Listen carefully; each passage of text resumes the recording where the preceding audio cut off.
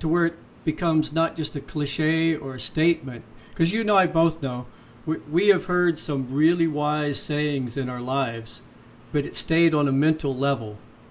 What can we do to help the 2% become a critical mass to bleed over into the collective consciousness to really make this a global reality? I wish I had an easy answer for that. I wish you did too. The only answer I can give you is what has begun to work for me. And it's not even working all the time, but it's beginning to work. I think first we create a pathway to the soul. That is, we give ourselves a living experience of the soul's presence in our life. Most people who would know us, who would know you and me and our work and so forth, would probably be in the category of people who acknowledge that they have a soul. Yes, do you believe in the soul? Yes, I believe in the soul.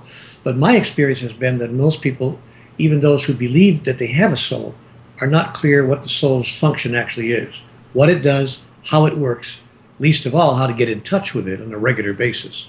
I don't mean, spontaneously here and there, I have a soul experience, but I mean on a regular basis, to use a modern computer phrase, on demand. I'm going to get soulondemand.com. So how to get to the soul on demand? The answer to your question for me is not a simple answer, but it's a kind of a 2 or 3 phase answer. Number one, for me it's been about how I can learn how to get to my soul on demand. That I can, at will, whenever I want to, make a connection with my soul.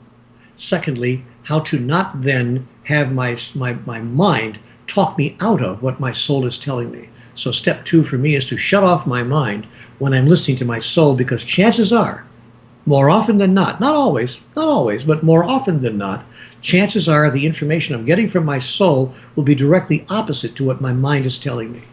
So I need to turn off my mind and stop my mind from negating or dismissing out of hand the information that's coming from my soul. Step 3 for me is to then act on what my soul is advising me, telling me, and recommending to me that I do and that I be. Act on that immediately, at once, without hesitation. Now, and then step into the full expression of that. Now, for me, that process takes practice. So while I can't give you a simple answer, I can give you what has worked for me. Over and over and over again, I engage that 3-step process at every one of the important moments of my life. And I can tell when an important moment is coming or when it's happening, usually after it's starting to occur, but I can go, uh-oh, this is not a small moment here. And by the way, important moments are not like when I got married or when I got my first job. I'm not talking about those kinds of important moments, because in that category, we have probably 6 or 8 in our entire life. But important moments, I mean moments that give us the fullest opportunity to express the grandest idea we ever had about the greatest notion of who we really are. And you can begin to recognize those moments. Sometimes they're in the middle of a small argument or a quibble you're having with your loved one. Sometimes they're in the middle of a chance encounter with a person on the street. They're not always negative, by the way, moments. They're sometimes very positive moments. Sometimes they're just, a wonderful conversation you happen to be having spontaneously with somebody at the supermarket, somebody you just happen to walk into, or they asked you a question. And you realize, no, wait a minute, this is not just a casual encounter. All of life has been designed for a particular purpose. There's something more here than meets the eye. So, my friend, my long-winded answer to your very short question is, for me, it's about practicing the notion that there's more here than meets the eye in most of the moments of my life, and looking, therefore, at those moments, looking not past them, not through them, but deeply into them, to see what is here for me as an opportunity to share with you and everyone else that I'm touching the grandest notion of the greatest idea I ever held about who I am. If this moment were designed for me to express some aspect of divinity, what would that aspect be now? Or, as I put it in my book, there's a magic question I put in the book, The Only Thing That Matters. And that's been my my practice, if you will. Buddhists have their practice, Catholics have their practice, Republicans have their practice, and I have my practice. And my practice is a single question. I ask myself in the midst of any moment that I can pay attention to, what does this have to do with the agenda of my soul? I ask myself that in the supermarket. When some lady runs into me with her shopping cart, crash, and I turn around and I look at her and immediately I ask, what does this have to do with the agenda of my soul? I walk out of the supermarket 20 minutes later and there's some person standing there asking for some coins or a few pieces of folding money because he has nothing at all. And he's asking people who are coming out of the store, maybe could you share some change? And I ask myself, what does this have to do with the agenda of my soul? I pull out of the parking lot of that store and some guy almost cuts me off. It's some crazy driver. My God, can't you see me here? Zing, just missed me by that much. And I ask myself, what does this have to do with the agenda of my soul? And that is the question that I place before the house in many, many, many of the moments of my life.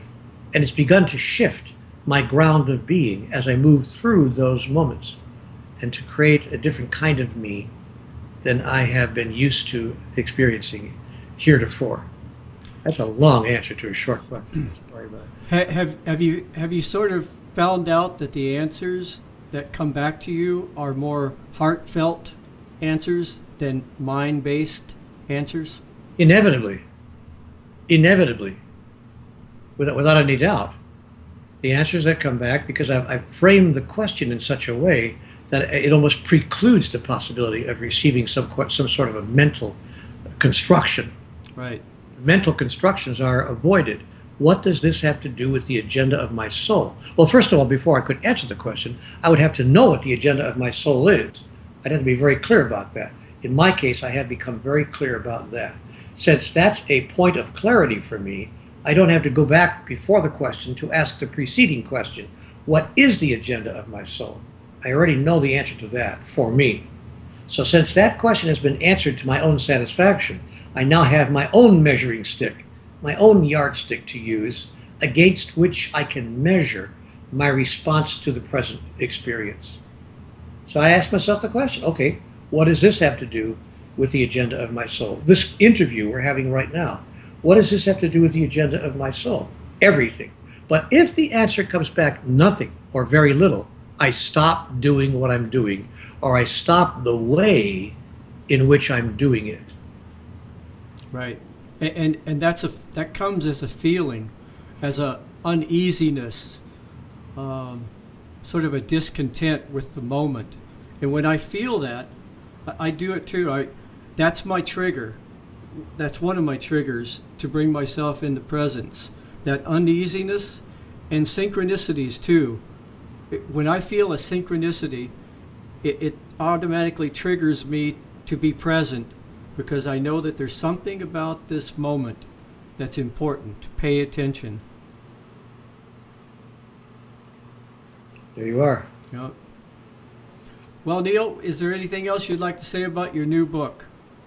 No, but if I don't see it on that shelf behind you of all those other books I've never read. You will.